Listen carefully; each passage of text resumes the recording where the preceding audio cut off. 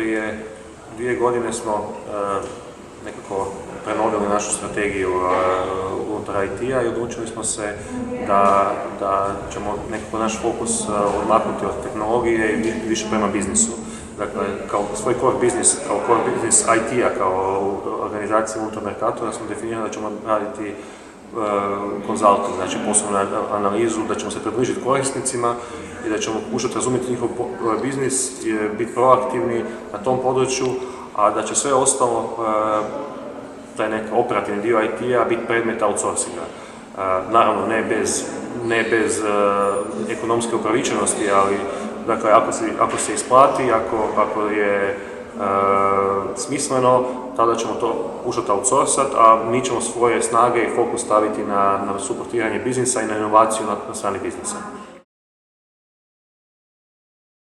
Pa uglavnom su oduševljeni. Oduševljeni su najviše s time što imaju 25 GB inbox, do sad su imali većina njih gigabajt ili manje. Također su oduševljeni što mogu, većina njih do sad nije imala pristup do Outlook web accessa, sad to imaju, dakle mogu pristupiti praktički i Office-u i Outlooku od bilo kuda, od kuće, sa odmora i zaista je unapređenje u kvaliteti storage. Iskoristili smo ovu priliku da konsolidiramo sve pogodbe sa Microsoftom, jer smo ih imali u regiji 5 različitih pogodbi. Znači na ekonomiju obujma smo uspjeli postići bolje cijene.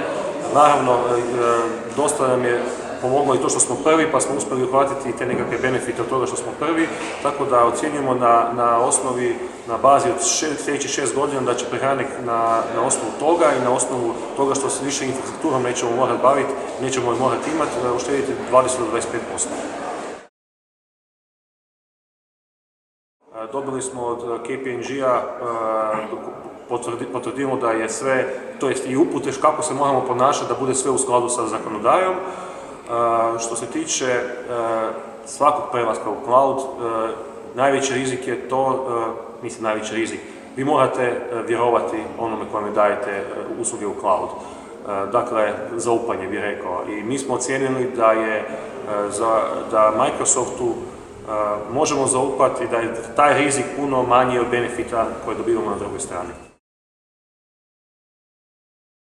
Mi smo već dugo vremena na Microsoftu, tako da nije bila odluka sada na Microsoft ili ne.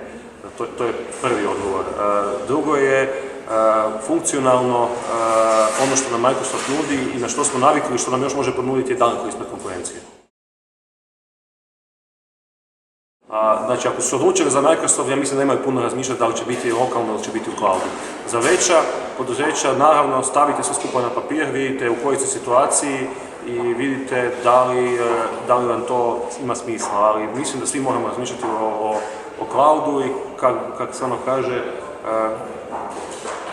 to je pred nama i ja gledam na to na način, ako to ima biti jesenas, onda bolje da je večeras.